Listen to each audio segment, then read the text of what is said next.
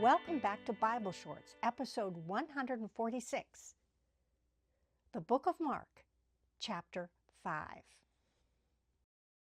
Well, last week in Mark chapter 4, we learned how Jesus told several parables about seeds, and then he astonished his disciples. He rebuked the wind and the water during a huge storm on the Sea of Galilee. And the wind and the water calmed. Now, in Mark chapter 5, Jesus and the disciples went across the Sea of Galilee to the regions of the Gerasenes, and we're not sure exactly where this was. The Gospels refer to some location on the eastern shore of the Sea of Galilee. There is a place north of Hippos that might be the right place. It's the only one that has a steep bank descending to the shore of the lake. When Jesus got out of the boat, a man with an impure spirit came from the tombs to meet him.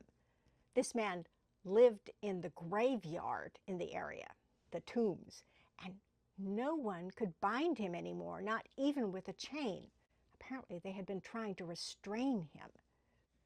For he had often been chained hand and foot, but he tore the chains apart and broke the irons on his feet. No one was strong enough to subdue him. Night and day among the tombs and in the hills, he would cry out and cut himself with stones. He was clearly disturbed, wasn't he? When he saw Jesus from a distance, he ran and fell on his knees in front of him. He shouted at the top of his voice, "What do you want with me, Jesus, Son of the Most High God? In God's name, don't torture me." For Jesus had said to him, "Come out of this man, you impure spirit." Then Jesus asked him, "What is your name?" "My name is Legion," the impure spirit replied, "for we are many." And he begged Jesus again and again not to send them out of the area. A large herd of pigs was feeding on the nearby hillside. The demons begged Jesus, "Send us among the pigs. Allow us to go into them." Jesus gave them permission, and the impure spirits came out and went into the pigs. The herd, about 2,000 in number, rushed down the steep bank into the lake and were drowned. And people have wondered, why would Jesus let animals be drowned? Jesus always talked about how his Father watched over all his creation. What do you think? Why were the pigs sent over the cliff? Were those pigs unsafe to eat? I mean, pigs can carry a wide variety of parasites and disease that are very dangerous to humans, but Those tending the pigs ran off and reported this in the town and countryside, and the people went out to see what had happened. When they came to Jesus, they saw the man who had been possessed by the legion of demons sitting there, dressed and in his right mind, and they were afraid. And those who had seen it told the people what had happened to the demon-possessed man and told them about the pigs as well. And then the people began to plead with Jesus to please leave their region, go away. As Jesus was getting into the boat, the man who had been demon-possessed begged to go with him. Interestingly, Jesus did not let him, but said, "Go home to your own people and tell them how much the Lord has done for you and how he has had mercy on you."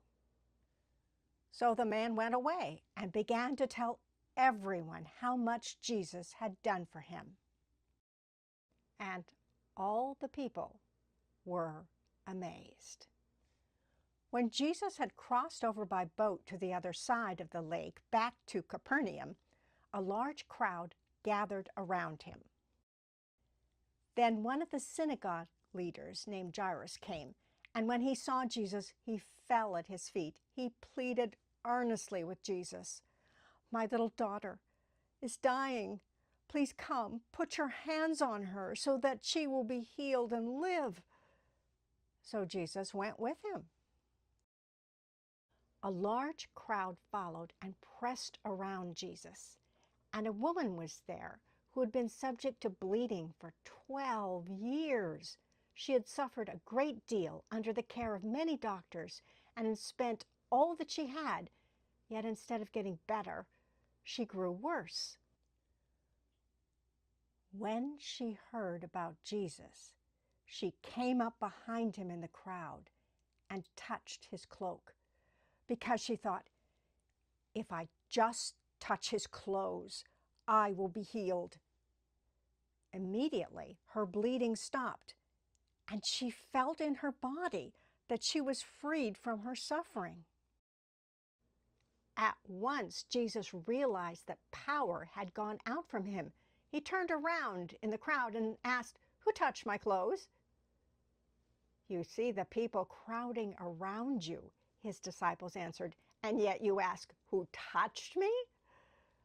But Jesus kept looking around to see who had done it. Then the woman, knowing what had happened to her, came and fell at his feet, and trembling with fear, told him the whole truth. Jesus said to her, "Daughter, your faith has healed you. Go in peace and be freed from your suffering." While Jesus was still speaking, some people came from the house of Jairus, the synagogue leader. "Your daughter is dead," they said. "Why bother the teacher anymore?" Overhearing what they said, Jesus said to him, "Don't be afraid. Just believe." Jesus did not let anyone follow him except Peter, James, and John, the brother of James. When they came to the home of the synagogue leader, Jesus saw a commotion with people crying and wailing loudly. He went in and said to them, "Why all this commotion and wailing? The child is not dead, but asleep." But they laughed at him. After he had put them all out, he took the child's father and mother and the disciples who were with him and went in to where the child was. He took her by the hand and said to her, "Talitha kum," which means, "Little girl, I say to you, get up." Immediately the girl stood up and began to walk around. She was 12 years old. At this, they were completely astonished. He gave strict orders not to let anyone know about this and told them to give her something to eat. Now, what are the chances that those parents are not going to tell anyone, right? What happens next? Look for Bible Shorts episode 147, Mark chapter 6.